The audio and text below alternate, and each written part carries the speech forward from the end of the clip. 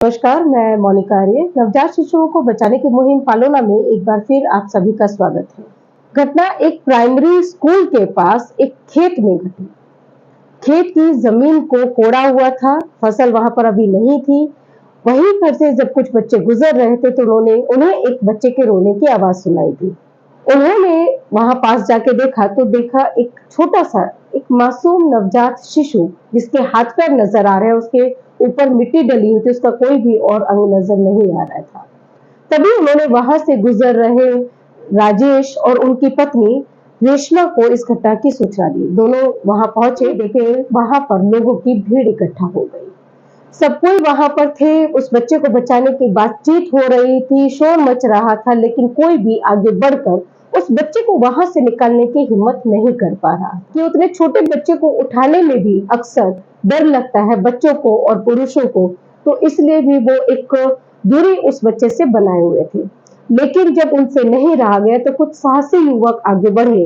उन्होंने उस बच्चे के ऊपर से मिट्टी हटाई, देखा कि बच्चा औंधे मुंह जमीन के अंदर था और उसके ऊपर से जब मिट्टी हटाई गई, उसको धीरे से जब उठाया गया तो देखा कि गर्भनाल और प्लेसेंटा भी बच्चे के साथ ही लगा हुआ है। यानी कि ये क्लियर है, ये स्पष्ट है कि बच्चे को जन्म देने के तुरंत बाद वहां दफना दिया गया था।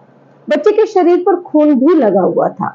अभी तक ये स्पष्ट नहीं हो सका है कि क्या बच्चे को उसी जगह पर जन्म दिया गया था या कहीं और से लाकर बच्चे को वहां दफनाया गया था। उस बच्चे को वहीं की पीएचसी में ले गई। बच्चे की गर्भनाल वहां काटी गई।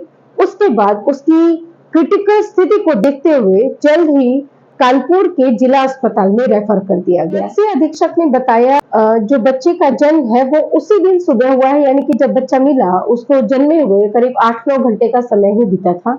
उसकी नाक और मुंह में मिट्टी जाने से उसे सांस लेने में दिक्कत हो रही थी। उसके शरीर पर कुछ घाव भी थे। क्रिटिकल स्थिति को देखते हुए उसे जिला अस्पताल में रेफर कर दिया गया। लेकिन स्थानीय मीडिया रिपोर्ट्स की अगर हम माने तो वहां पर जगह नहीं होने का हवाला देते हुए बच्चे को एडमिट करने से मना कर दिया गया। तब चाइल्ड प्रोटेक्शन ऑफिसर्स की पहल पर सीएमओ के निर्देश पर बच्चे को अस्पताल में एडमिट किया गया। फिलहाल बच्चा वहां पर इलाजरत है। पालोना को इस घटना की जानकारी चतरा सीडब्ल्यूसी श्री धनंजय तिवारी जी से मिली। इसके बाद हिसार से मीना जी ने और बेंगलोर से ज्योति पांडे जी ने भी घटना की सूचना और जानकारियां पालोना से शेयर की। हम इन सभी का आभार व्यक्त करते हैं।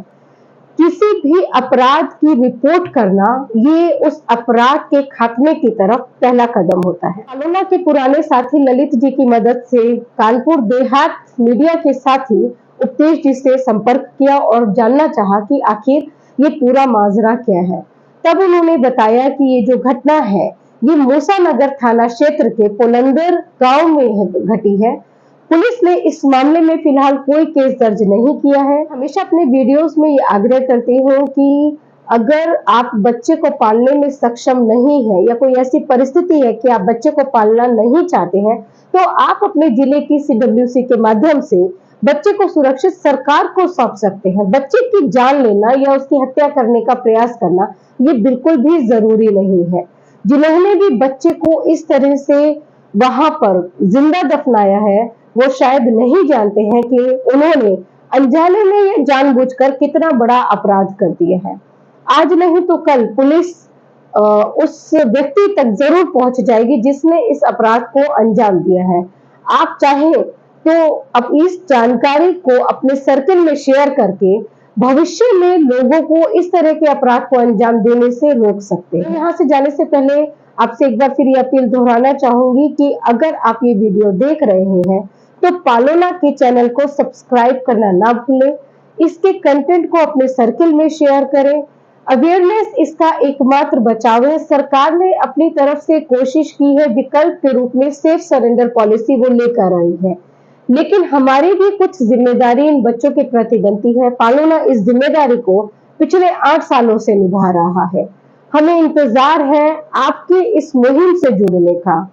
जिस दिन आप इस मुहिम से जुड़ जाएंगे और ये एक जन अभियान बन जाएगा, उस दिन इन बच्चों का जीवन इस तरह से जमीन में दफनाया हुआ नहीं मिलेगा। इसी के साथ मैं इजाजत लूंगी। नमस्कार।